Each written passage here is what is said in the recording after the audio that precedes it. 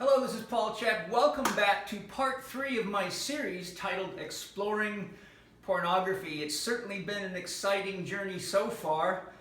There's been a tremendous amount of comments and questions, and I've done my best to keep up with my schedule and to try to find some sanity time in there. And I will finish today with what I thought were some good, honest questions from one of the viewers on my YouTube channel that I think are probably questions that many people have, so I felt I would just share that openly as part of this presentation. In the first part, I gave you a definition of pornography, which is sexually explicit videos, photographs, writings, or the like, whose purpose is to elicit sexual arousal. And I stated at that time that if you look at many of the movies all the way down into the PG level and massive amounts of television marketing, magazine marketing, radio, every kind of marketing there is practically out there has some form of pornography when you consider what the definition of pornography is. So this is a much bigger topic than people realize, which is part of the way people compartmentalize in order to justify their pursuits of whatever it is that they want. And we will look more into that today. At the end of part 1, I shared a series of steps, and many people chose not to look at what I shared, which is obvious based on their comments. And I did not say that I was pro or anti-pornography. I was simply saying this is what we see when we look into the subject. I looked in part 2 and showed you some historical references, looking at the faiths of man, going as far back as we have written record to the worship of trees, and moving forward to the sex symbols, to the serpent, to fire, to the sun. And I show how all of those faiths or religious ideas still are in the groundwork of pretty much all the religious faiths today, except for various reasons. Some of them are less obvious or are suppressed. But my key point with that is that I was describing human nature. I also talked about the biological evolution in part 1, and showed that when you look at the DNA evidence and you look at the characteristics of our closest ancestors, bonobos, chimps, and gorillas, you see that our sexual behavior is very similar to gorillas and bonobos. And I gave many references such as sex at dawn, sex at dusk.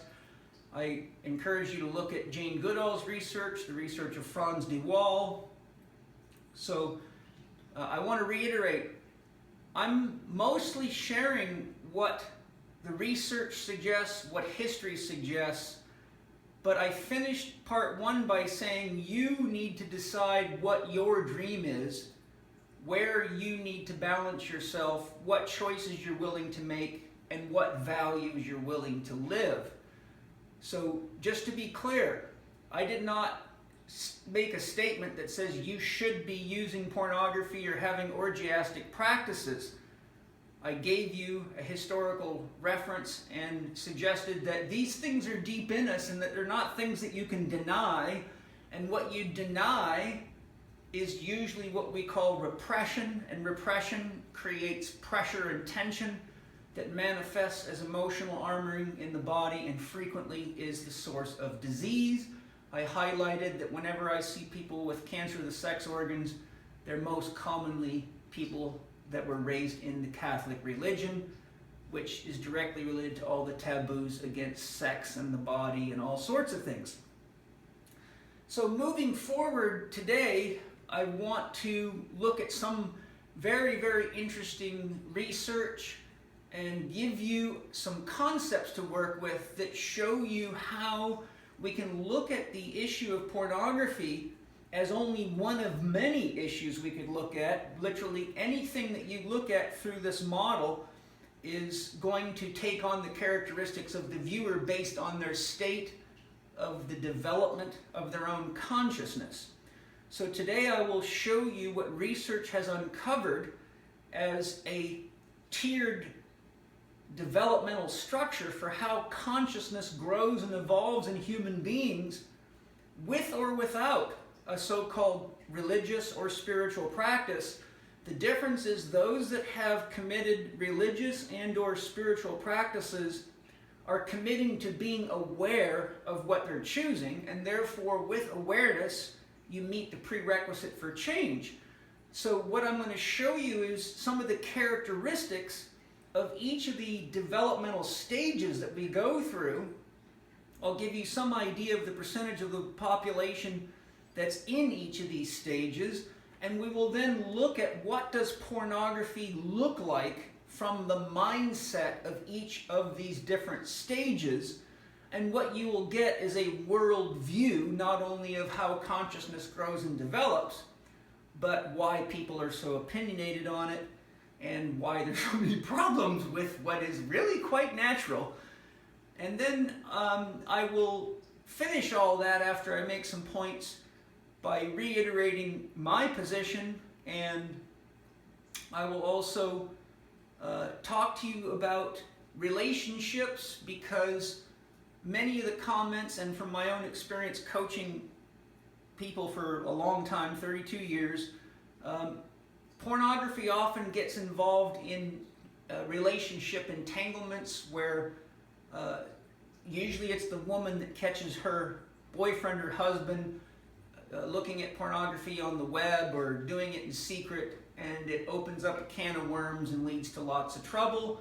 So you're going to see that wherever there's pornography involved, just like drugs or money or power or many other things, there's always going to be some issue of inner voice regarding what would my parents think if they saw this or knew I was doing this? What would other people think? What would people think in my church? What would people think at work?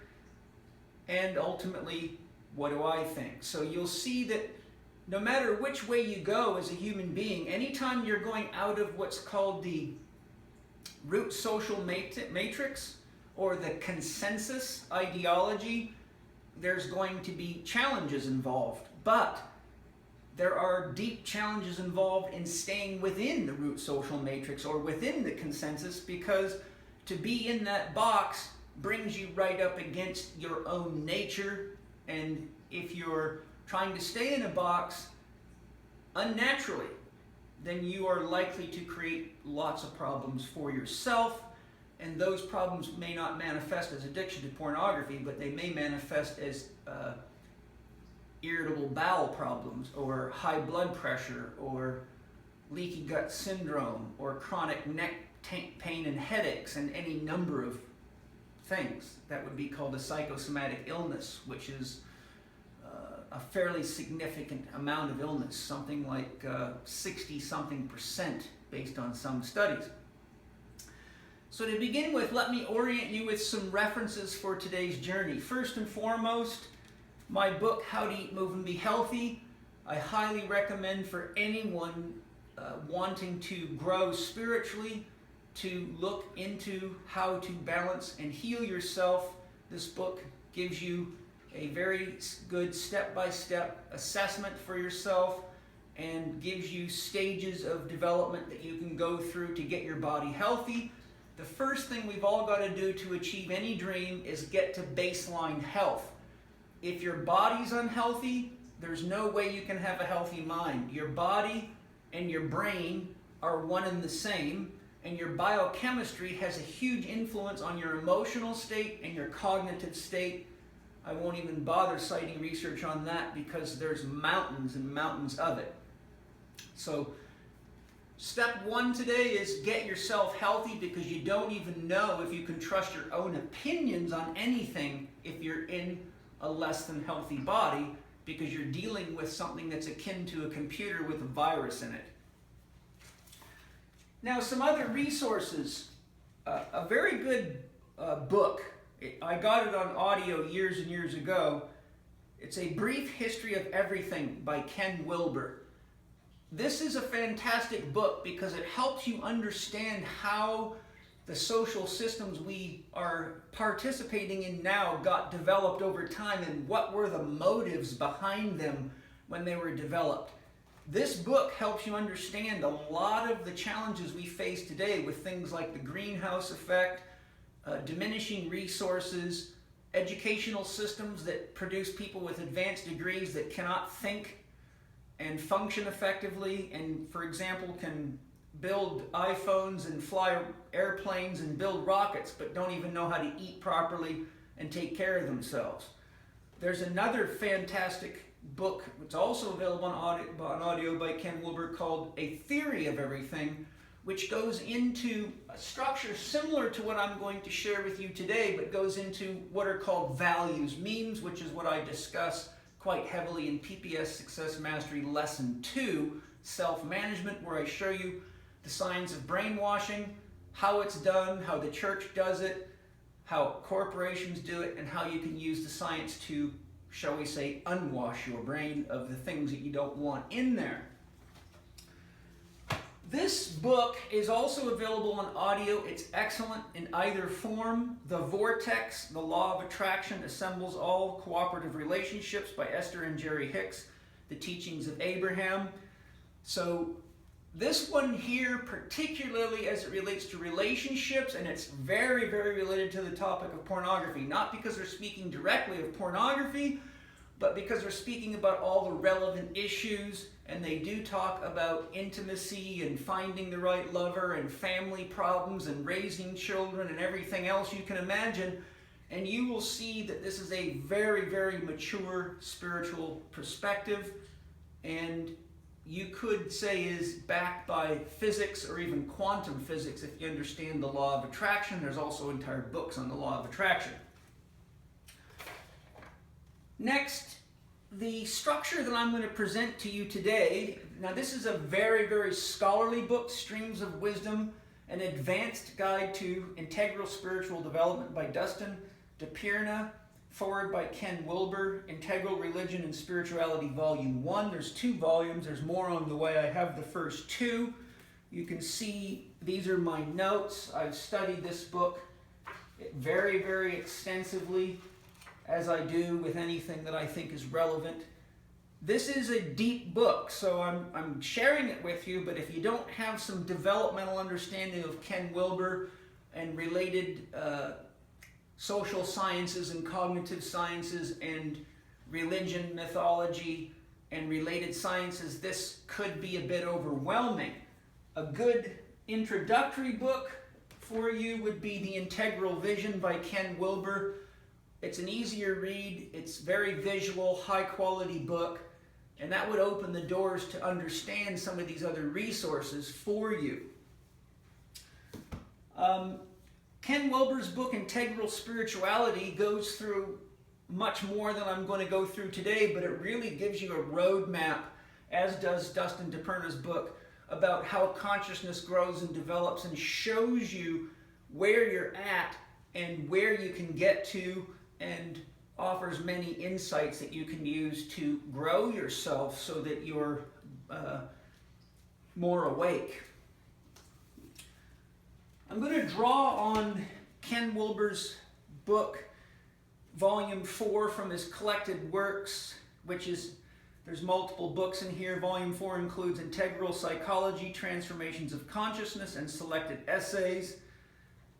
I have the entire collected works of Ken Wilber. He's one of the people that I qualify as a genius. He's probably the closest you can get to a Carl Jung or somebody like that that's living today.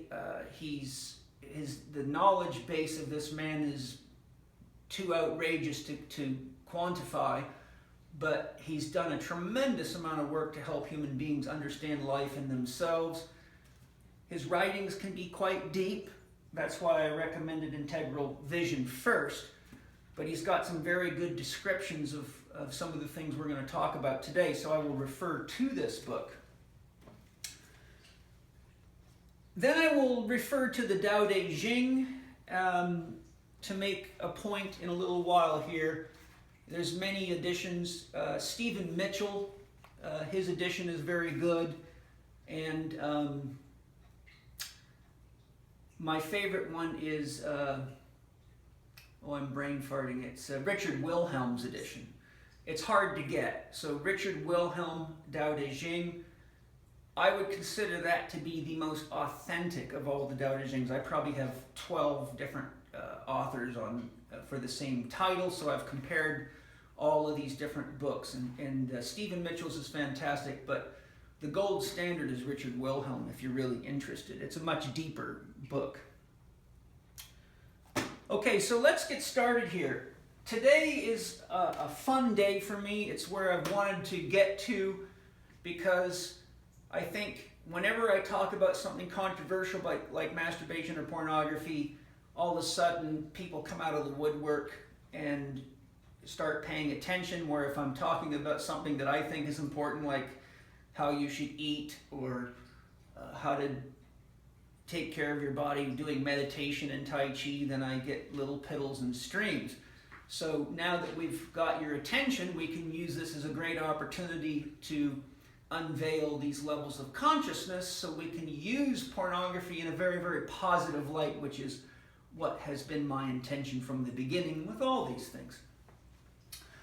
So what we're going to do here is look at this system of structures.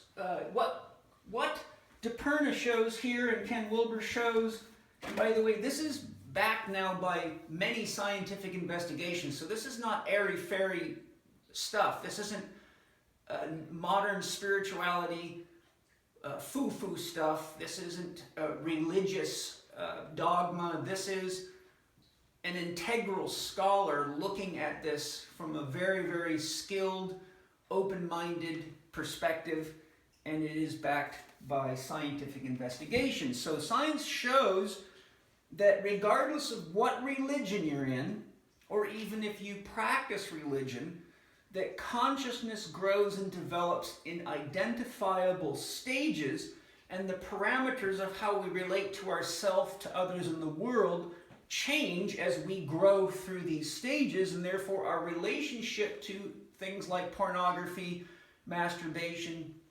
etc. will also grow and develop. The first stage is called the traditional stage. It relates to the development of the psyche in two different phases. First is the magic stage, which is about 10% of people out there today. Second is the mythic stage, which is about 50% of people. So as I talk about this and show you how that relates to pornography, it's important to realize that about 60% of the people in the world are at this stage. That's, it only takes 51% to win the vote to be the president or any other democratic endeavor. So when we've got 60% at this level, you might want to pay close attention to what that means to issues of things like the environment, scholastic systems, banking, and almost anything that is important to your survival. Now, here I correlate these to stages of learning and the growth and development of, shall we say, cognitive process as opposed to psyche. Psyche is a Greek word for soul. So the soul is, as I use the term, means consciousness within. Consciousness, I will loosely quote, because I'm not reading from the book, Edward Edinger's description of consciousness, because it's beautiful. Consciousness is a psychic substance produced not blindly, but in living awareness of opposites. Consciousness is a psychic substance, which means it's a real thing. You may not be able to see it and weigh it, but it's real. Just like love is real, and you know when you have it and you know when you don't in a relationship. So consciousness is a psychic substance that appears created not blindly, but in living awareness of opposites. And the opposites occur in these viewpoints, and the opposites occur in anything in the field of relativity. And by the way, the book The Vortex by Esther Hicks is all about becoming consciousness in a field of opposites. Becoming conscious, you are consciousness. So the soul represents consciousness emerging from within, so that you can realize that you are more than just matter, and you are more than just work, and you are more than just money, and you are more than what you see in the mirror. But to learn those things requires the experience of opposites. So that's a key distinction. And if you just think of your own thoughts and your own comments about pornography and your own beliefs, there's going to be a fair bit of polarity in most people. And wherever you have judgments about something, and wherever you feel judged by somebody, know that you're feeling the polarity of the energy of opposites within you, and to react blindly is to be unconscious. As Zig Ziglar would say, a ready, fire, aim approach is that of an unconscious person. I added the last bit to that. So we want to pay particular attention on these types of issues, because they're where we are given the greatest opportunity to become conscious, to investigate and question our thoughts, see what the people that you esteem to be more wise than you have to say on these issues. But if you're more wise than you is selected from the same level of intelligence, then you're just going to reinforce your own fears, dogmas, and insecurities, and you won't grow. You'll eventually have more pain to deal with to wake up. So what I'm going to do is I'm now going to take you through these, and we're going to look at each of them as it relates to the issue of pornography. But notice that I've put down here masturbation, pornography, drugs, work, environment, relationships, nature, schooling systems, banking systems, infrastructures, water, oil, war, all of it. So this structure really has to do with all of it. Pornography is just one of any of the issues that you can gain an opportunity to become conscious with, and that's what I'm so excited about. So the traditional level of development, which is about 60% of the population, is where most of your challenging views on pornography are naturally going to come from, because most of the people voting, so to say, are at that level of development. It begins in the concrete level of development, and it orients itself heavily around matter. The concrete level of development is where a child is at for about the first 5 years of its life. So for example, if you take a child that's at the concrete level of development and you put a toy on the ground in front of them, they'll see the toy and they'll probably want to interact with it. But if you pull a blanket over the toy, they actually think the toy has disappeared. They don't have the ability to take the thought that the toy that was there is now just under the blanket. That would require the next level of development, which starts to emerge, progressively into what you get as abstract thinking. We'll get to that in a minute. So this level is oriented towards matter, and at that stage of development, we're really learning a lot about the forces of the world. We're dealing with fire, we're dealing with gravity, we're dealing with what will cut you. Think of what you've got to protect a child from, particularly in the first 5 years of its life, and you will see roughly where a person's at the concrete stage.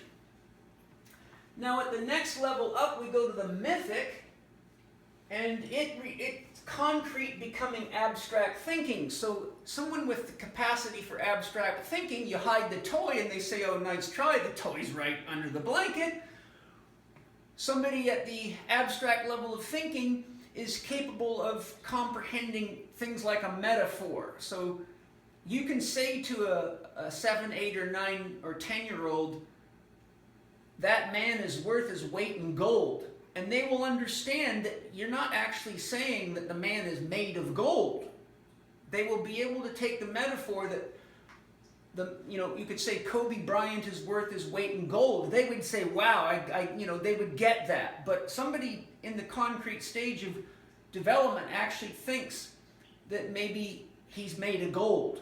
They don't have the capacity for abstract thinking. But abstract thinking still isn't logical thinking. A child is still learning at that level tremendously, so you're still in elementary school here. They're still learning to master their body. Now, because this is such a huge percentage of the population, I thought it would be important for you to hear what Ken Wilber defines in this stage. I'm not going to read the magic stage because it would just be too much reading. I'm going to read the mythic stage because the magic and the mythic stage are quite nicely woven together as traditional. So this is the traditional level.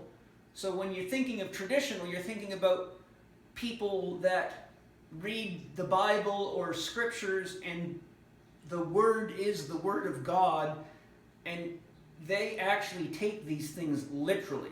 Okay, so let's see what the Master has to say on these things. Bear with me. Okay, so we're going to just look at some comments from Ken Wilber about the mythic level.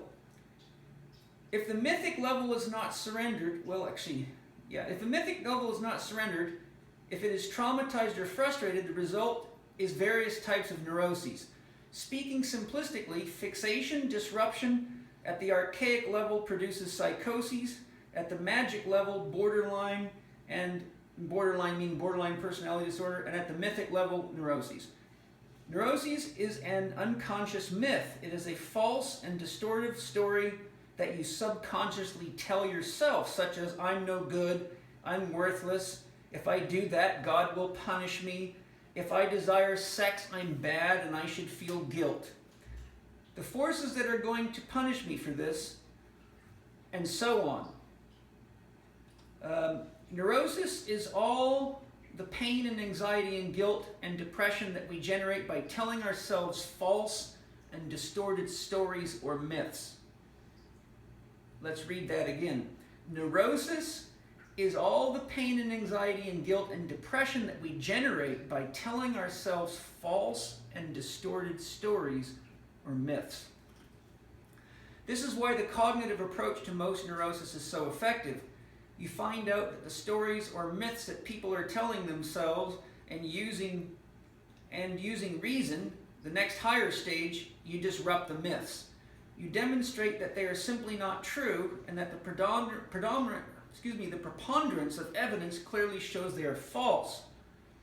This can be hard because all of us neurotics are so attached to our myths. Neurosis is a private religion. That's a very important point. Neurosis is a private religion, said Otto Rank. And we are fearful of giving them up. The mythic idea is that God will get you if you stop believing. Pay close attention to that.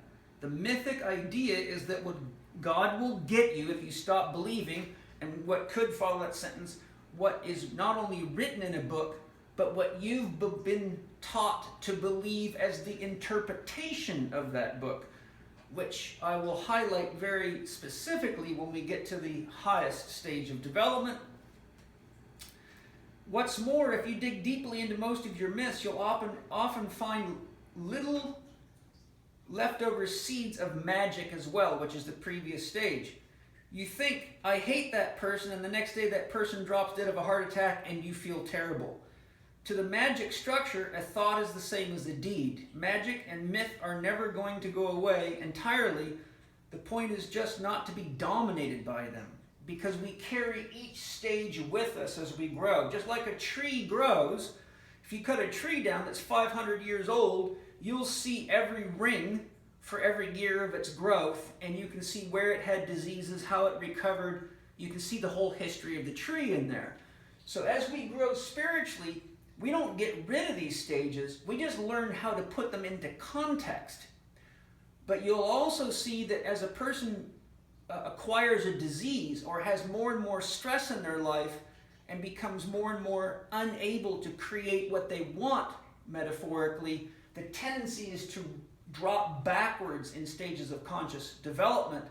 So you see people breaking down and getting more. In other words, somebody who's very into holistic health up here could shock you, because when they find out they got cancer instead of taking a holistic approach, they drop down here and fall into traditional beliefs, and the next thing you know, they're having chemotherapy, surgery, radiation, etc., and all their friends who they were with here are completely amazed that they've done that in general, because we tend to drop backwards under stress in my observations. When myth, as I'm using the term, starts to dominate, neurosis is not far behind. So neurosis is a disease of over-focusing on the self. Joseph Campbell says a neurotic is someone who acts irresponsibly when they should be acting responsibly. So there's another definition. So what I've just done is I've given you some scholarly example of what it means when I'm talking about mythic and magic levels. I've shown you how that relates to the development of the mind. And when you look at the fact that 60% of the population is at this level, it shows just what a lot of other studies have shown, that the average person in society today is not developed much past a 12-year-old child, even though they're wearing business suits, driving fancy cars, and you would expect them to be adults. But due to many, many reasons that I don't have time to go into, but largely religious influence, remember, the more a person grows, the more challenging they are to control. And when a person gets to this level, they're not even afraid of death.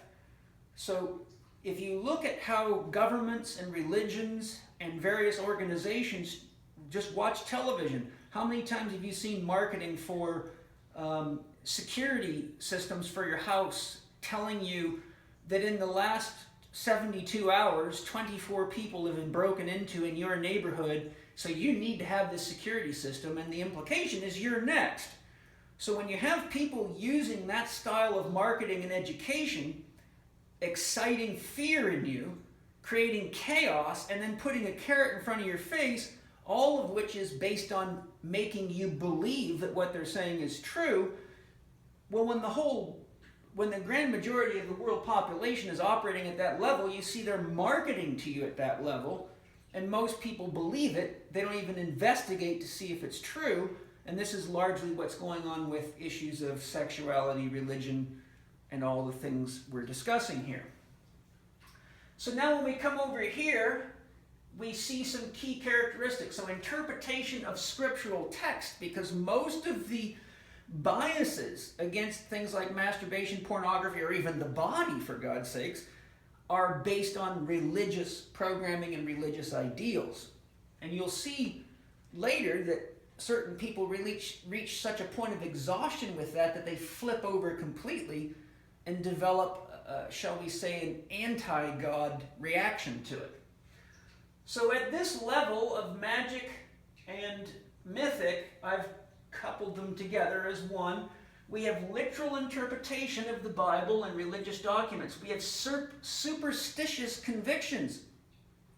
If you do this, that's going to happen to you. If you cross the railroad tracks without lifting up your feet, your mother's back's going to be broken.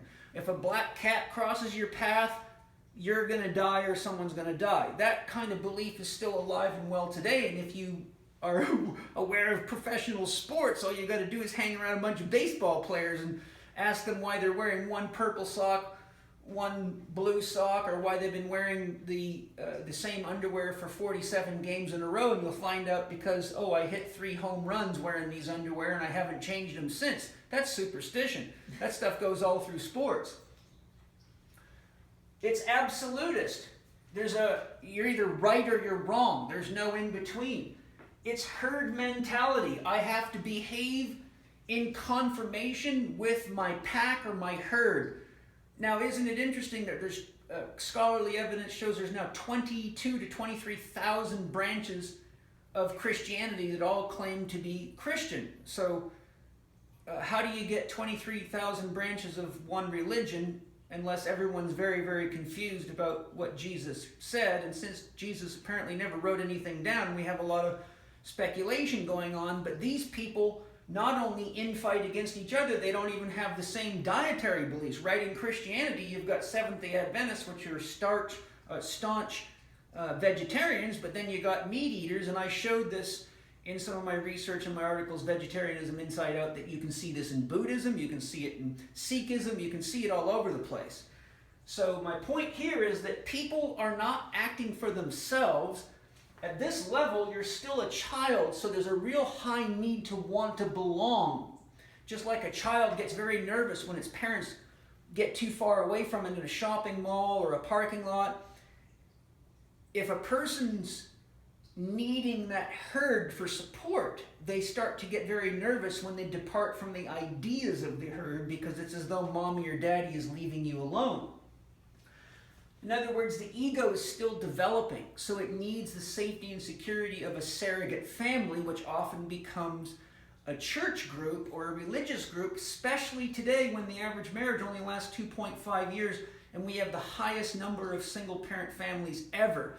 So we've got a lot of kids being raised in broken families, which, by the way, means that, as I said in earlier editions of this series, the idea of monogamy is not working very well at all, and it just makes you much more profitable to the medical industry. And that doesn't mean I'm against monogamy, I'm just saying it's not working because most people, A, can't handle it because it goes against your natural instincts, and B, monogamy is a very high spiritual proposition. To commit yourself to one person for life, even if you find out you don't enjoy each other's company, means that you're going to have to grow through some pretty potent stages of personal development together to make that work. And the same way that the people that are up here cannot stop staring at pornography, this is where you're getting tons of the problems with pornography. This is where people get upset because they caught their boyfriend or their husband looking at pornography. So if when you have all these harsh polarities, anything becomes, a threat. So my point is, the same people that claim that you should stay with everyone for the rest of your life are actually in the closet hiding and living out their natural instincts as almost a survival reflex, because if you don't live out your natural instincts, you never really know who you are. You're just living out somebody else's script. And that delays enlightenment for sure. So then we have the characteristics of guilt and shame. So there's a lot of guilt and shame about almost anything if it goes against the book or the herd mentality, unaware of repression and shadow tendencies. So again, there's the I'm having sex with my boss's wife, or I'm having sex on the side, but I'm hiding that from God. This is many of the professional athletes I've had to counsel over the years who are Christian or some religious faith, whose wife thinks they're in a monogamous relationship, or husband, yet they're on the road having sex like crazy because they're engaging in their instincts and they're feeding their ego's need to be appreciated, loved, wanted, touched. And then they go into a crisis of self, and it takes somebody that has enough knowledge of these stages of development to just help them know how to climb the ladder, or as Ken Wilber says, take the conveyor belt to higher consciousness. So this identifies the traditional, which includes the magic, the mythic, the concrete, and the abstract, and orientation around matter and body. So now if we look at these people's orientation toward pornography, masturbation, pornography, drugs, work, environment, relationships, nature, what do you get? You get parental control of a child, avoid instincts and feelings to avoid judgment of God or their God.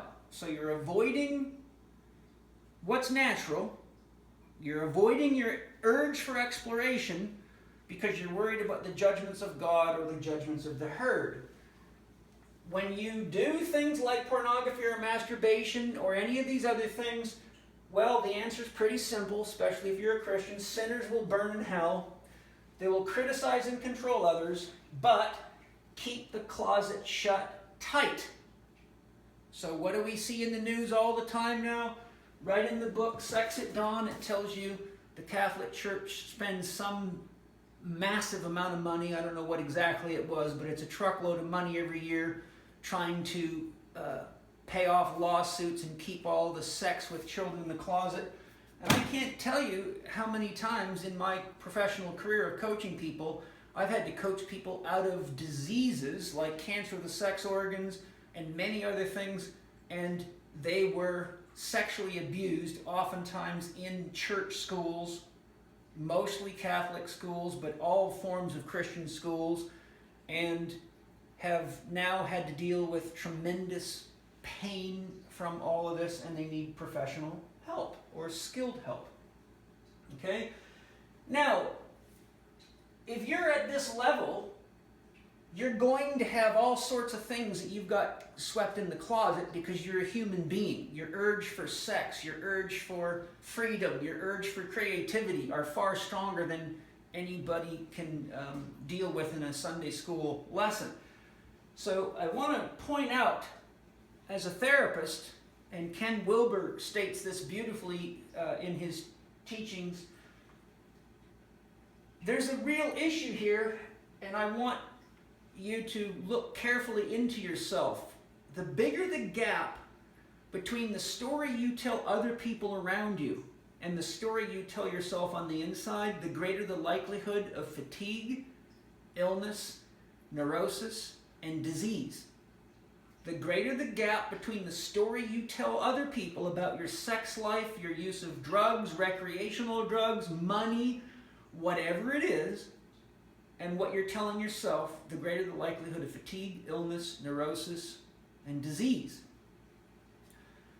As people grow in consciousness, they grow in self-confidence and self-awareness, and they also no longer need to put a gap in their story because they're aware that to deceive people about who you are is to maintain deception in the world. So it becomes much more fruitful to be honest, and if you cannot be honest, you cannot lead or teach anybody, including yourself. Now, I'm not saying honest to the point of it being threatening, but I'm saying honest to the point of it being beneficial for everybody involved, such as people having sex on the side and keeping it in the closet, not being honest with their partners. That's a story gap. So as soon as you start playing that game, you have to become a professional liar, and with that comes guilt, shame, pain, changes in your internal dynamics, changes in your energy field. And those changes, by the way, are not something that's hard for somebody skilled or who has the ability to read energy to pick up, and that's what people in my line of work do all the time. Many people are very surprised. I don't have to know anything about them. I can stand next to you, read your energy field, and start asking you some very, very scary questions, and you already know on the inside that I'm not lying because I'm putting my finger right on the spot. And believe me, this is not something that is novel or unusual. Any shaman, any energy healer, and any skilled healthcare professional who's been in the business and grown through these stages can spot it because they recognize themselves in you, first and foremost. Next, we get to the modern level of development. Here, you're dealing with rational thinking. Here, the word logic is very important. What is the logical thing to do? And here we're seeing a growth and development of awareness. We know they're getting more aware because they've come to realize that a lot of these things and beliefs and behaviors are not rational and not logical. So you now see more branches of any religion, and the teachings start to change, which is why they're called modern, not traditional. So you see variations on the theme. Here we're in the stage of developing the mind, particularly the intellect. The intellect is growing. So this is really, now we're getting into the realm of a teenager. So here we begin questioning our beliefs. We're going through puberty with regard to herd mentality. Now we don't want to follow the herd. Now we don't want to do what mommy and daddy said. Now we're willing to be a little bit more honest about our use of marijuana or what movies we go to on the weekends, or whatever's been suppressed starts coming up out of the closet to some degree. with this growth. So now we have herd individuality, but we have a break from the herd mentality, but with this stage of development, we have agnostic and atheist reactions to childhood growth and development here, and the statement here is no God please. So people who have had enough pain and have grown a sense of rationality and logic can read most religious documents and easily see that, one, science has proven most of this stuff to be wrong. Two, it's mythical. It's stories. Nobody's out actually looking for Peter Pan, trying to weigh him and measure him and determine how much he's worth because they know it's a story. So people here start being able to realize that what they've been taught as absolute truth is actually just a bunch of stories. And the stories, unfortunately, often inflicted so much pain, and the God that was behind that inflicted so much pain. What you get here is a Richard Dawkins or a Christopher Hitchens. You get a hardcore atheist that goes after God and wants to extinguish that God, not realizing that they're really only attacking another story, which is kind of funny, right? But that's why it's level 3. That's okay. There's benefit in all that, because at least people that are atheist or agnostic aren't likely to start or participate in religiously motivated wars, which is most wars. And remember, religion is corporation. The Vatican is the largest corporation in the world, based on my most recent research. Here, deeper meaning is sought. Okay, so these are the key things. Begin questioning beliefs, go through puberty with regard to herd mentality. They become often agnostic and atheistic because they're using their rational mind and logical thinking, and they can see through the magic and the stories, and they know that Moses did not part the Red Sea and Jesus did not walk on water. They've kind of gotten that, oh, this is a very good story, and they might even wake up to the fact that a lot of these stories are coded. They're like myths. Myths are pointing to something beyond themselves. That's why a myth is there. Myths are there to help you understand that which cannot be understood. And as science grows and evolves, and our knowledge and wisdom of what's happening grows and evolves, not only do we actually understand what the myths were saying, but we understand that they needed the myth to try to create some sense of connection and understanding to that which could not be understood. So if you didn't understand what made lightning, and lightning can strike and burn your house down and kill you and light a whole forest on fire, then you know that that's some kind of a god. And myths are all about the gods that help people put things into context and meaning within the stages of their own growth and development. The entire Bible and most religious documents are a collection of myths. Remember, the Bible comes from 2015 years ago and further if you go into the Old Testament. So people that are stuck at that level, that's okay. There's nothing wrong with any of the levels. Just like when you go to 3rd grade, you expect to learn 3rd grade things. But if you go to 3rd grade and see a 20-year-old sitting in class, you kind of feel a little sorry for them because they're a bit behind. And we have now got 60% of the world population, shall we say, you know, if there's 5 grades to spiritual development based on scientific research, about 60% of the world population is in the 1st and 2nd grade. I can love them all, I just feel sorry for them. That's why I spend time doing these blogs, to help people find resources and wake up. You don't have to believe a damn thing I'm saying. Do your homework. At least get to the modern level where you have a sense of logic and awareness and grow and develop some consciousness.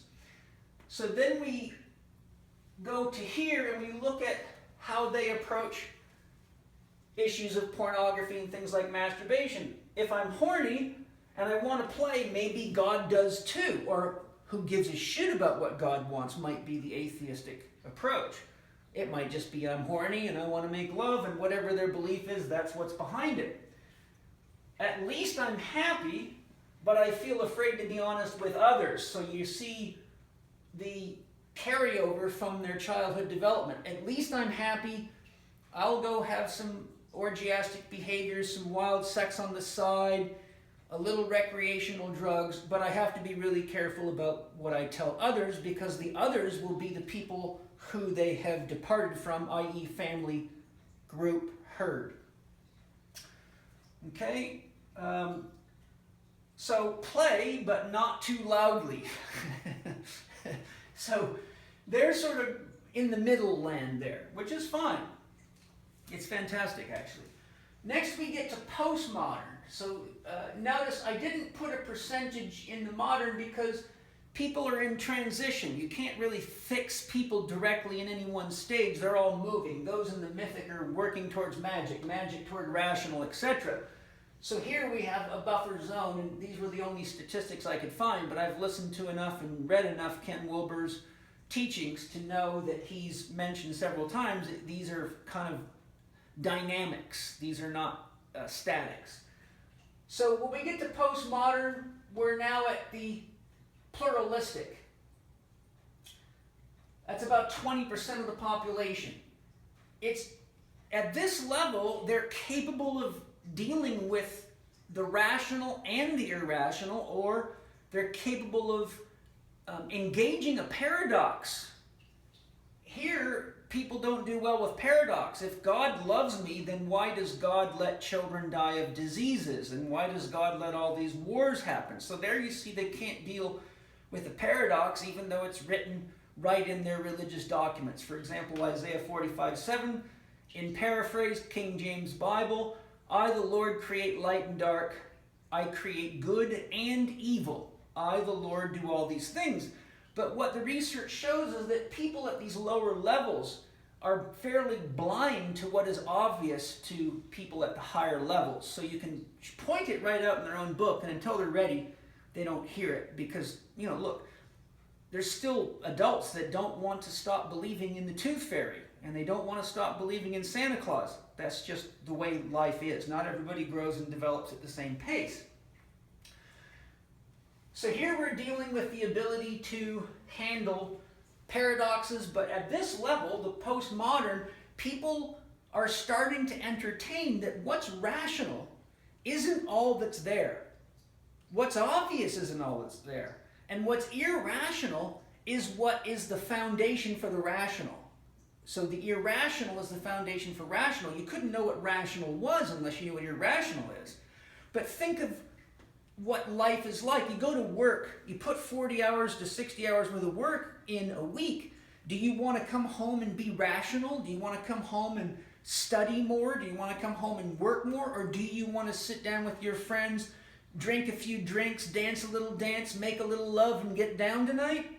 You want to be irrational. And plenty of research by people like Carl Jung and many others, including my own observations, have shown that we're in a culture that suffers seriously from over-rationality, and the irrational side effect of that is addiction to drugs, addiction to pornography, addiction to masturbation. One of the biggest problems we have in society, alcohol addiction. Alcohol addiction is a far bigger problem than sexually transmitted diseases, statistically, and its effects on the population. And alcohol addiction is, in my observation, an irrational means of circumventing excessive rationality. It's one of many such addictions. Okay, so at this level, our consciousness rises up to awareness of the soul and acting from our heart. So here we're more tapped into our feelings. We've developed a sense of logic. We've transferred ourselves out of the mythic stage and out of the magic stage into the mythic stage. We've got concrete learning. We've got abstract learning. We now developed an intellect. Our mind is working functionally, and now we can handle paradoxes. And to handle paradoxes, one has to be able to read poetry, right? Poetry, you don't read the words in poetry to get the meaning. The meaning's between the words, between the lines. It's in what you cannot see. So as a metaphor, you get to this level and you not only read the poem, but you see what happens to you inside your heart and your guts when you hear the words to somebody like Rumi.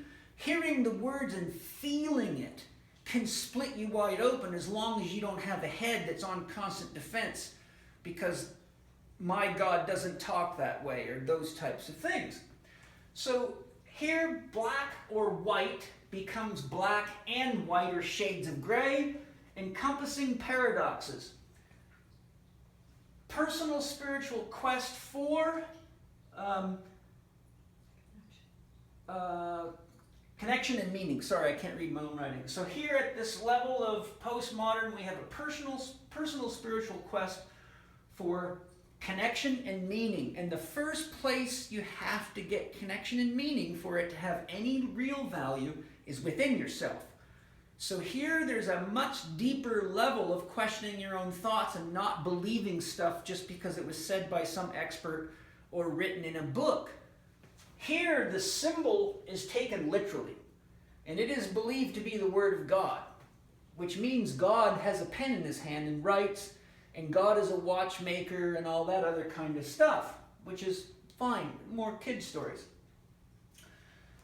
Now, when this person engages in acts of pornography, you hear things like, I can't deny my feelings and experiences. There is some truth in everything. Maya and reckless abandon, or what is my dream? The problem at this level is when you come face to face with paradoxes, you look at the Tai Chi symbol, you look at Isaiah 45:7, I the Lord create light and dark.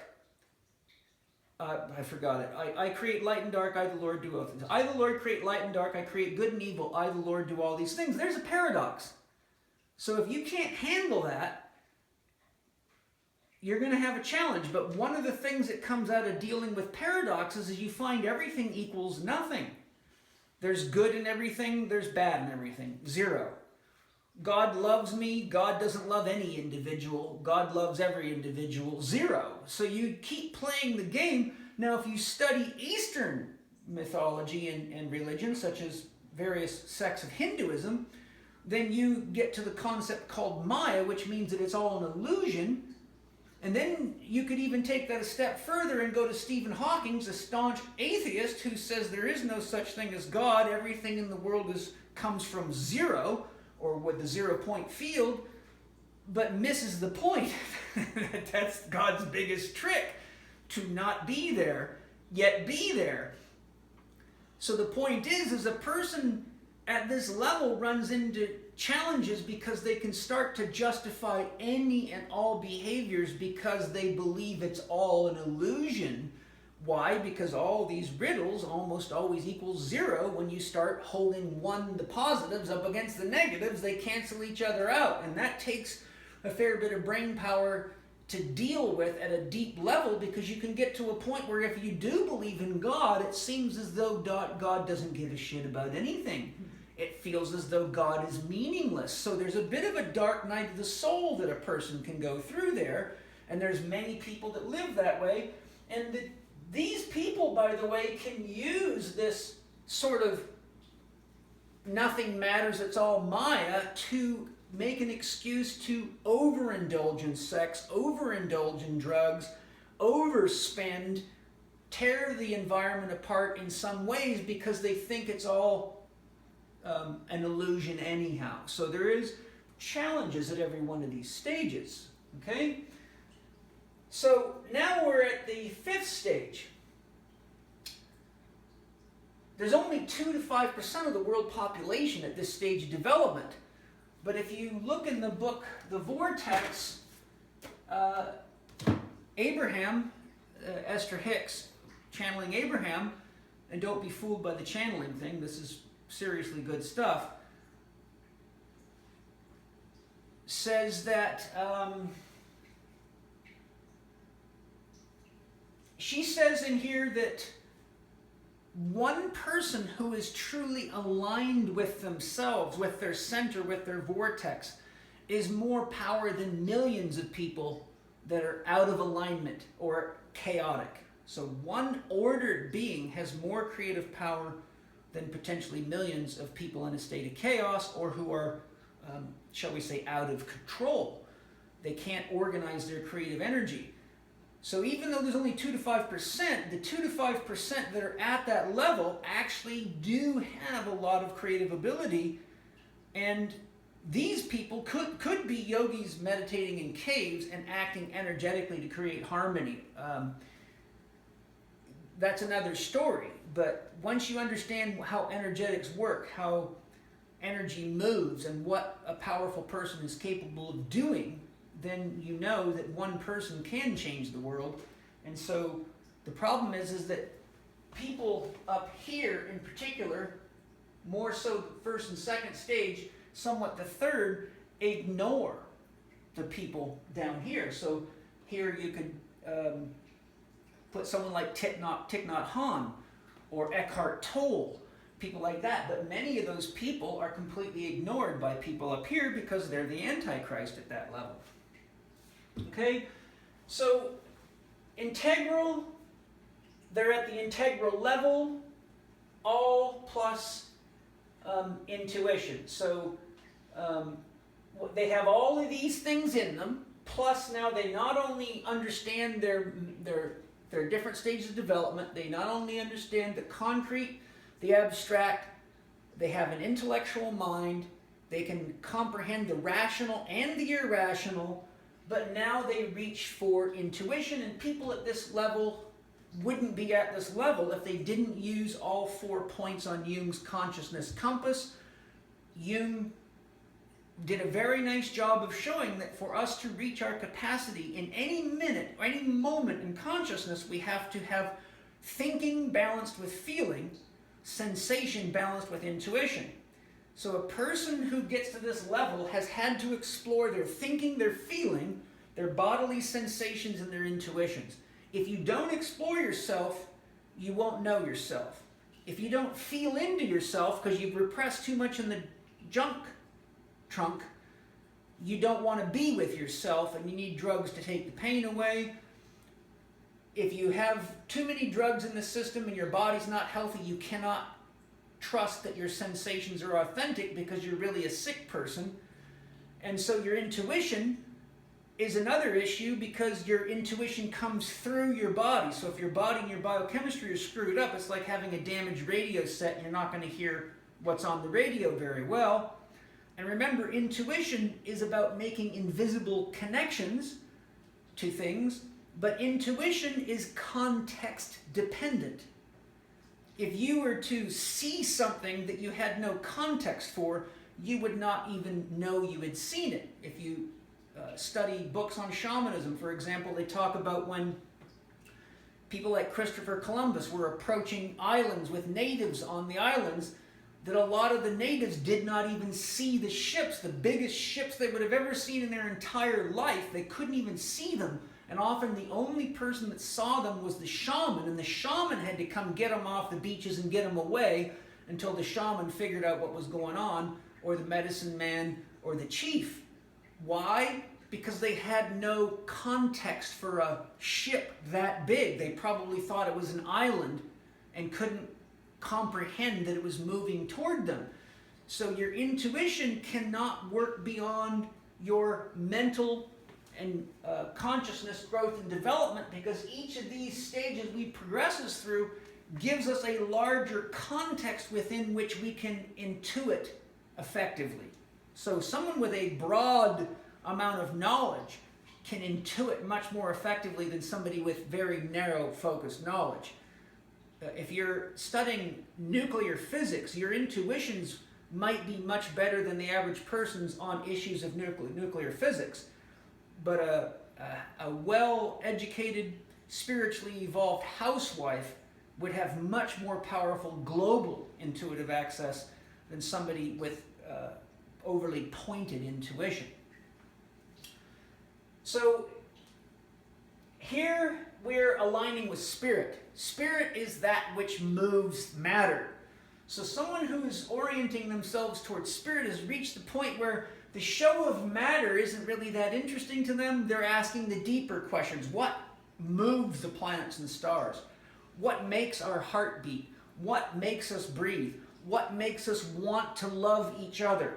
What are the things that actually cause flowers to grow? What is behind the magic and the mystery of it all? This is an exploration of causes.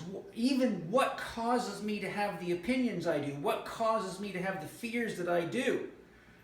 So the person that reaches the level of spirit wants to know the bigger things that the mind itself can't comprehend, because all thoughts are actually divisional in nature. Any idea or judgment you make cannot exist without its opposite. If you say Paul Chek is a short guy, you can only say that because you've chosen that he's not a tall guy. So you have to exclude tallness when you judge me as short. If you say somebody's fat, you're making a judgment that they're not thin. But you're also forgetting that that person could be thin relative to people that are much fatter. So when you're getting to this level, you're moving past, shall we say, relativity and looking for the deeper meanings and the deeper connections that cannot be perceived at this level, because usually there's not enough context and there's not a readiness. And you have to be quite brave to go here, because everything that you thought was true can turn out to be not that true. And all the things that you were told as a child in Sunday school and in temples may actually turn out not to be true either. Here you might be told that there's no life after death, or that there is, but here you might find out something completely the opposite. So complexity at this level becomes second simplicity. I orientation grows to we orientation and becomes all orientation. Empathy and compassion are the function from which are the modus of comprehension. In other words, a person at this level carries all this in them. So when they watch people acting out all sorts of stuff, from raiding abortion clinics and being violent and starting wars and criticizing others, they don't have the reaction that these other people do, because they are brave enough and spiritually evolved enough to say, there's me when I was 13, there's me when I was 21, there's me when I was 26, there's me when I was upset at my daddy, there's me when my mommy would irritate me. They are brave enough and usually have done enough inner work to have already filtered through all this. So when you get down here to their orientation towards pornography and relevant issues, there's a time and a place for everything, recognizing stages of development and all. Open-minded and open-hearted, empathy and compassion as their form of love. These are wise men and wise women. They seek to create harmony from their own center of life experience. That does not mean that they are or are not engaged in orgiastic practices. It just means that if they're in it, they're not hiding anything from God. It means that they're doing it because they find some form of honest connection, communion, or even creativity in it, and that it is a practice for them. Remember, sex can be a spiritual path. You can become enlightened through the sexual path. Tantra is only one well-known path that includes sex. It's often thought of as a sex-only path, but it really isn't. It's a very evolved practice towards enlightenment that helps you grow to enlightenment. But I'm saying at this level, anything becomes sacred and spiritual. Eating. These people are conscious of what they're eating. They're conscious of what they're spending their money on. They're conscious of how they're impacting their relationships and the world. They know that too much truth doesn't help. There's a time and a place for the truth. You can misuse the truth. If you walk out of the bedroom after making love to your partner and your 6-year-old daughter says, "Mommy and Daddy, what were you doing in there?" You wouldn't want to really tell them too much of the details, not in our culture. In an Aboriginal culture, the bedroom door would have been open. And they probably would have been excited that you were loving each other. But our culture has its own parameters, so you have to learn to navigate in any different culture. So here you see a much, much more evolved and mature approach to all things, not just sex. It's not bad or good. It's just, how are you going to use it, and are you taking responsibility for the choices you're making? What do you want to create today? So this brings us to this very important point. A very wise Hindu sage, philosopher sage called Shankara, who was traveling around India at 10 years of age, out debating many of the spiritual masters at only 10 years of age, said, "No man can understand Scripture until he is enlightened. And when he is enlightened, he does not need Scriptures." That is very, very true from my experience. So what do you get? You have most of the people that are teaching your kids in Sunday schools are at this level, or this level at best in most instances, and they are teaching hardcore, well-defined, circumscribed definitions, distinctions, and thou shalts to children that they do not understand, because as a metaphor they're reading poetry but thinking that it is prose. To quote Joseph Campbell, they confuse a connotation for a dictation. Poems connotate, they point to things. They are not dictations. Myths point to things. They're not objective facts. So a large amount of people's views about pornography, masturbation, and all these other issues are actually views that were programmed into them by very unenlightened people who aren't really much more evolved than they are, trying to understand things that a sage enlightens us by telling us that they can't even be understood until you're enlightened. And I can tell you, as someone who began his religious life in a Christian Science church, and then my mother became a yogi, and then I studied world religion and many other things in between, that when I look back on religious teachings and Sunday school teachings, one, I feel very sad for people because it scares the hell out of kids. Two, it sets them up for a life of unnecessary turmoil.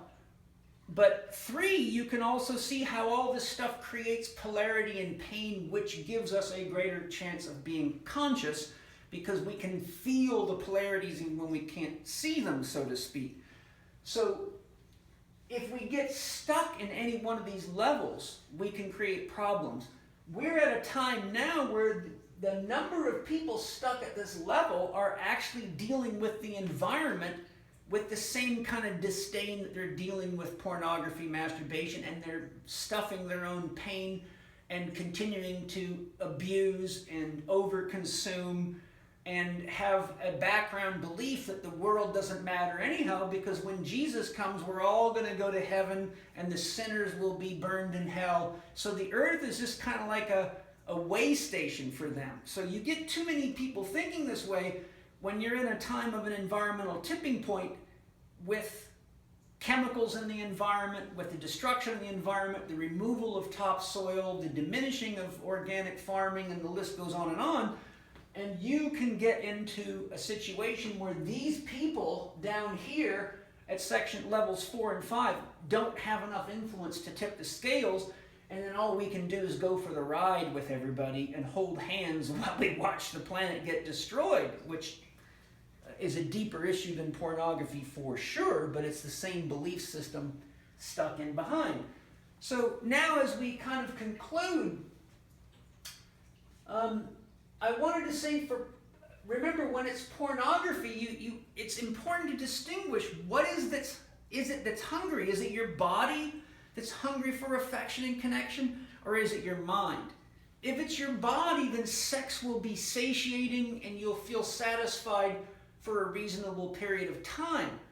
But I can tell you from my own sexual experience, I've had sex with women who were unsatiable and wanted to have sex constantly. And my mind was like, well, I feel satisfied. You've had 8 orgasms now. Let's go do something else. I've got work to do, whatever. But what you see in a situation like that, where anyone has, shall we say, addictive tendencies, me saying addiction means any repeated action that does not produce the results you want is an addiction. If there's an addictive tendency there, we have to ask ourselves, what is it that the mind is after? Because the body is, when you have enough sex that you're aching in your sex parts and you can't stop doing it, it's the same as eating and eating and eating until you're full, but overeating and overeating, and slowly, day by day, you watch yourself get more obese, but you don't do anything about it because you're trying to use food to fulfill something that the mind is hungry for.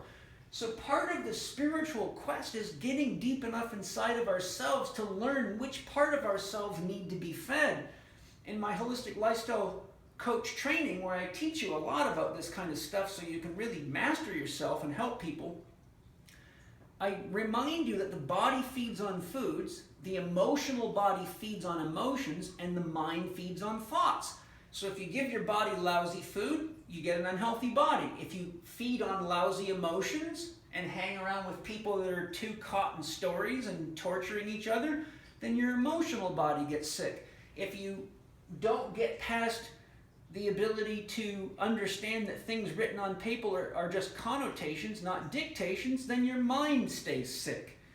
So we want to pay attention, for those of you that have addictions to masturbation and pornography, to ask yourself, if I've just satiated my body to the point that I don't have any fluids to give up, but I'm still hungry, what is it that I'm needing mentally or emotionally? And oftentimes, in my experience, it's a lack of creativity. We live in an automated world. We live in a world that's squarely in the blue values mean, which is all about order, systems, and following directions, doing what you're told, hierarchy, and working your ass off to try to make a living, largely to pay for things that you've been convinced that you need that you don't need. And so what happens is you become so trapped in rationality and so trapped in trying to control things that you're dying for something irrational and creative. Doing what other people to tell you do isn't creative. Drawing something that somebody else drew or created isn't that creative. Creating something novel, dancing, singing, and being free to express yourself nourishes the emotional body and also nourishes the mental body, because you have unbound play in your rationality, which is the foundation for rationality. So if you get too rational and too logical, you basically create diseases, and those diseases are often linked to irrational use of drugs, irrational use of surgery, irrational use of power, money, control, etc. Okay? Now, I would like to highlight that when you look at this, this is what I call Earth School. We're in various stages of awakening. We begin with sex and violence, love. I talked about this on one of my YouTube videos where I compared the Native American Indians and the Christian and the atheist 10 Commandments. It's there. My love model is right there. I teach this model to my students that are holistic health coaches so they can understand where people are at. So first, we're in sex and violence, love. We've got to learn about the forces of nature. We've got to learn what hurts. We've got to learn what fire does. We've got to learn what hot water does. We've got to learn about cold. We have to learn all the things to navigate. Jung calls them the necessary collisions of human development. Once we learn how things work and how relationships work at the basic level, and we start to grow our own intellect, our own sense of rationality, and we become a teenager, we want to break away from mom and dad's ideas, we get into the stage of conditional love. We have to identify what works for us. So anywhere there's a contract, anywhere where there's a relationship where you hear words like, I love you if, I love you but, I love you when, those are all forms of conditional love. I love you when you keep your room clean. A rental car company loves you when you bring their car back without destroying it, and you sign a contract. When you rent a house or anything, you have to sign a contract that says you will use this. Even to upgrade the software on your phone or your computer, you have to participate in conditional love. So conditional love means that we've become aware of what makes us feel loved, and by being in that state, it's easier to love other people. So it's a big step forward because we now take responsibility for choosing partners in life, in personal and professional and spiritual relationships that are willing to act in accordance with common conditions, with the intention of all of us having a better time. Then we grow up into empathetic and compassionate love, which usually doesn't happen in my experience until at least, if you're really fast, 35 years of age. You have to live through all this stuff. Reading books doesn't do jack here. It can even be worse because you actually think just because you can parrot the words that you really know what you're talking about. Life experience, when you can look and see yourself in everyone, from the axe murderer to the sex fanatic to the drugged out person on the side of the street laying in the ditch, then you're starting to grow into your level of empathetic and compassionate love. And that's why you see here at the integral level, they're aware of themselves. They're aware of themselves in relationship to others, but they're also aware of themselves in relationship to all that is. In other words, they've now got a healthy myth. Since God cannot be proven objectively, they have a healthy relationship to all that is, and they usually have a very well-developed sense of what God is, even if they don't use the word God. They have a connection to something deeper and more meaningful than anything can be written on a page. So here we're dealing with what Lao Tzu calls the Tao that can't be said. Here we're dealing with what Lao Tzu would call the Tao that can be said. Here you can talk about things, but they're all actually pieces of a puzzle. They're not the whole thing. What's really going on cannot even be put into words in the instant that you do, because the mind operates on the principle of exclusion. You cannot actually talk about God as God because you're going to mislead somebody. And this is why, for example, in the Buddhist teachings, there's a story of a man who was giving Buddha an escort on a long walk not too long before he died. And the man, well, there's two stories there. One, people would ask Buddha all the time, what is God? He would go silent. And they all thought he was trying to keep secrets from him, but he was actually telling the truth. There's nothing that you can say about God without misleading somebody. On another time, he was getting an escort from a guy who was a monk for like 7 or 8 years and always wanted to ask him a question. And the Buddha sat down to take a break, and the man, the brahmachari or the monk, said to him, Master, I have a feeling you haven't told us everything there is to know about God or about consciousness. And Buddha reached down onto the forest floor and grabbed a handful of leaves. He said, this is how much I've told you. And then he pointed to the forest floor. He said, the rest is for you to find out. Point being is, if you tell someone too much, then you run the risk of concrete beliefs. You run the risk of imposing myths upon people. But if you let them go find out for themselves, which life will take you through, it's actually harder to not grow than it is to grow. Because if you resist your own growth too much, it creates pathology and pain. And it's almost as though spirit is willing to split you right open to get the juice out of you. And look around, you'll see plenty splitting open going on. So now if we take a look at Lao Tzu's book, Teaching the Tao Te Ching, verse 41, when a person hears of the Tao, when a superior man hears of the Tao, he immediately begins to embody it. Integral. When an average man hears of the Tao, he half believes it and half doubts it. Somewhere between modern and postmodern. When a foolish man hears of the Tao, he laughs out loud. If he didn't laugh, it wouldn't be the Tao. Traditional. Okay? So somewhere right in here, you talk to somebody with this type of talk, and they will laugh at you and think you're an idiot. You entertain this concept with someone here, and they're probably going to read it but not understand it. You get to the postmodern, and they will start being able to deal with paradoxes, and they may even try to live it. But when you get to integral, you go, wow, that guy was living on this planet hundreds of years ago and wrote this? Whoa, serious stuff. Okay? So, now, my last comment, particularly for those of you with Christian upbringing.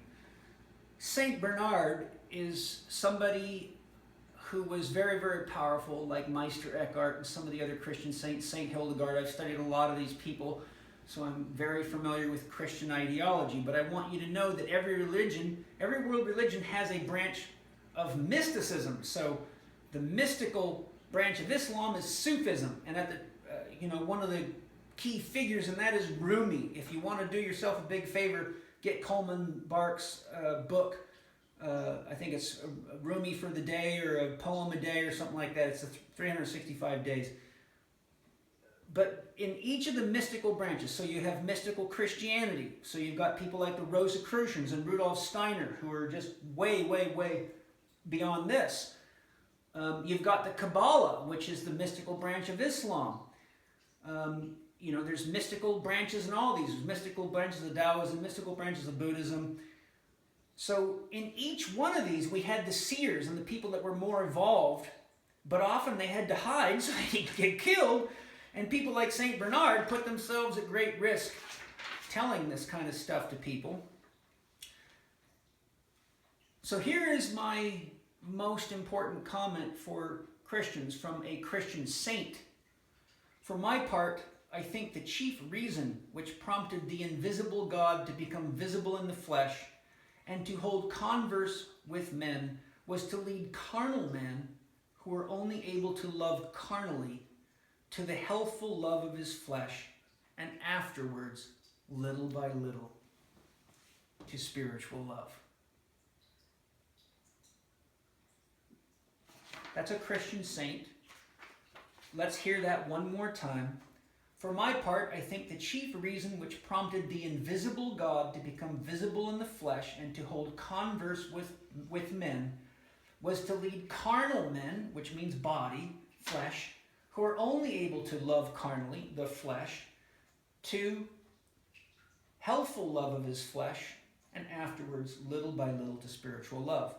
When pornography is an authentic expression of spiritual love, it's spiritual.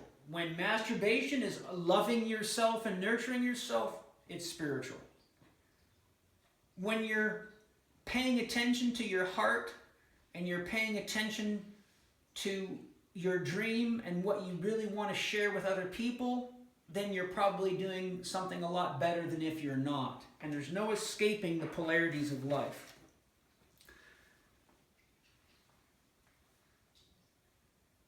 I'm going to reiterate where I finished on lesson 1. 1, what is your dream? Until you know your dream, you don't know how much sex is enough, how much masturbation is too much or too little, how much money, how hard to work. You can't put anything into context. You're still trying to figure out who you are. Remember, if you don't know what your dream is, I teach people to make your nightmare your dream. In other words, what is the biggest thing stopping you from creating happiness in your life? Make that your dream, because once you remove the nightmare, you open up the flow of creative energy. And oftentimes people can become creative if they're under enough pressure. That's not the best way to go about it, but it does work. So 1, what is my dream? If I don't have a dream, what nightmare is worth organizing myself for, managing myself for, so I can open up my creativity and grow my consciousness to become somebody that I too can love. 2, where am I out of balance? And where am I out of balance relates to the 4 doctors: diet, quiet, those are your yin doctors. Your feminine movement and happiness are your masculine yang doctors. So if you're not getting enough rest, enough movement, you're not eating good enough food, you're never going to be able to create the happiness you want, because you're going to have a sick body all the time, and a sick body is going to taint the effectiveness of your mind. There's no way around that. 3, what choices am I willing to make? What's my dream or nightmare? Where am I out of balance? And what choices am I willing to make? The optimal choice is the one that's best for everybody involved. So if you're having orgiastic practices with people that want to be there, that's an adult proposition. It's nobody's business. Go inside your house and shag away. Cover each other in ghee and have a party. Make choices to balance yourself so you can live your dream effectively, and know that those choices should fit with the core values of those 4 doctors, because if you leave any one of those value sets out, you're going to be out of balance no matter how hard you work at any of the other 1, 2, or 3.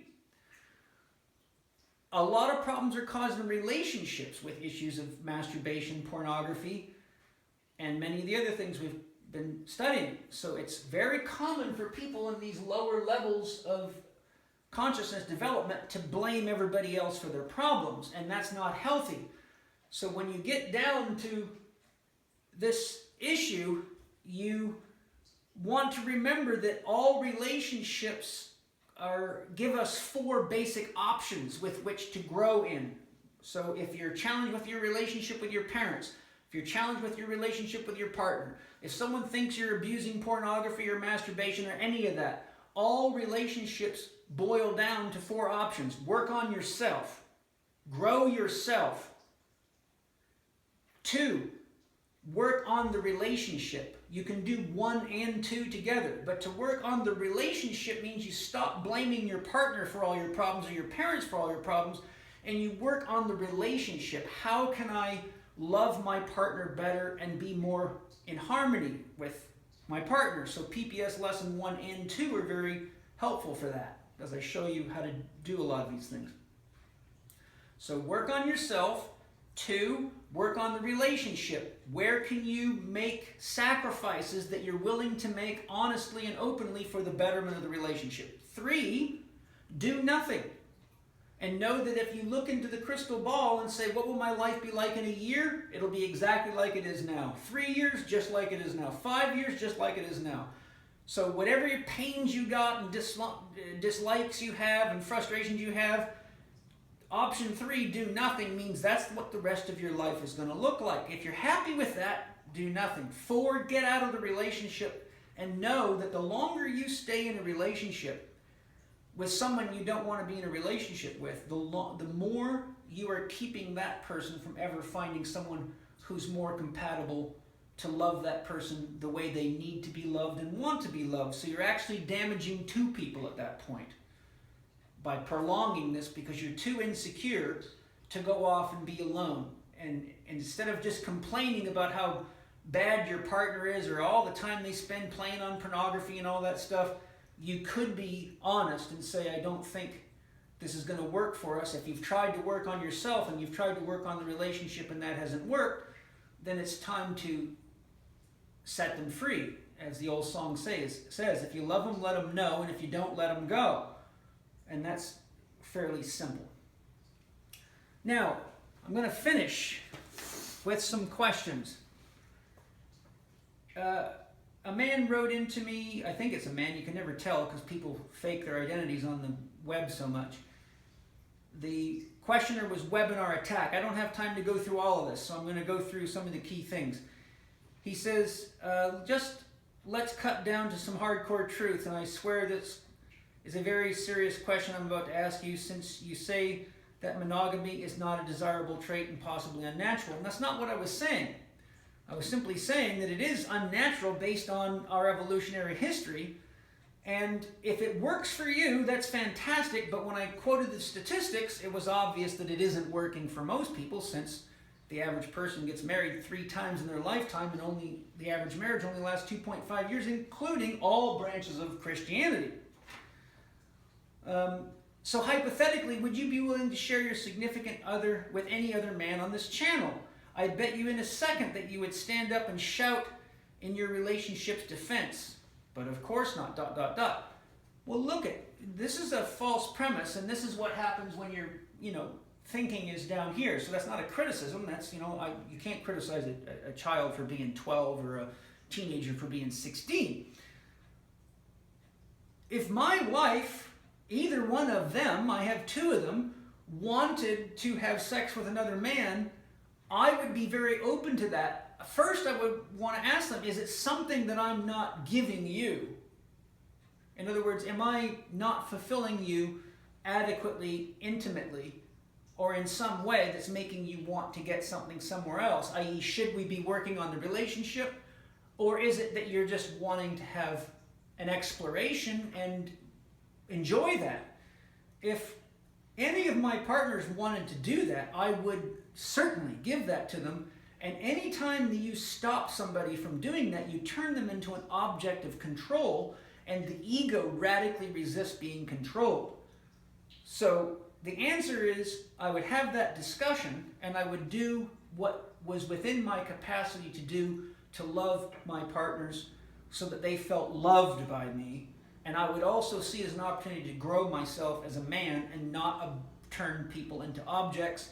And the answer is yes, I do live what I teach, and yes, I have shared my women, not necessarily the ones I'm married to, but in the past in relationships, I have shared them with men because they wanted to have that experience. And I have some very good-looking friends, and I've had women that wanted to be intimate with them. So one, I've said, go have fun with them. I organized it, and they had a great time, and it was fantastic. And I've even shared with partners, i.e. a friend of mine who they wanted to have sex with at the same time. Yes, I've explored all this. I am not a talking head. I'm not standing up here just reading shit out of books. I've been living full on for 54 years here. Okay? So the next question is, so basically, are you living what you're teaching? Yes. I think I've cleared up the rest of this in the discussions already. So in conclusion then, hey, the menu is open.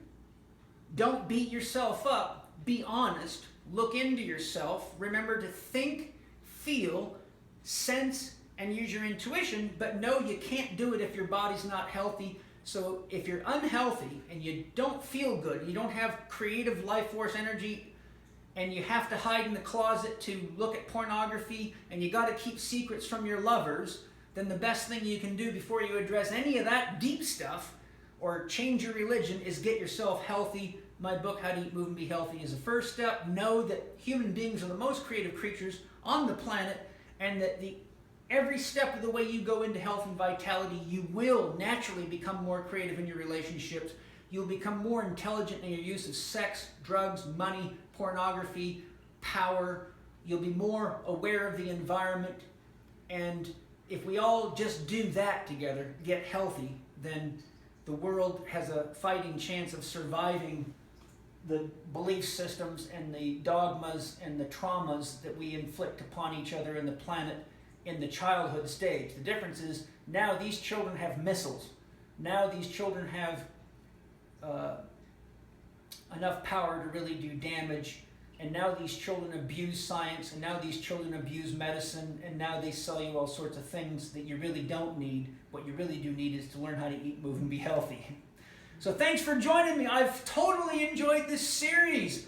I look forward to finding something exciting to share with you next. You can always write in, put your wish list up there, and I will put my heart and soul into it so I can share with you. Aho, Great Spirit. Thanks for joining me. I'm Paul Chek.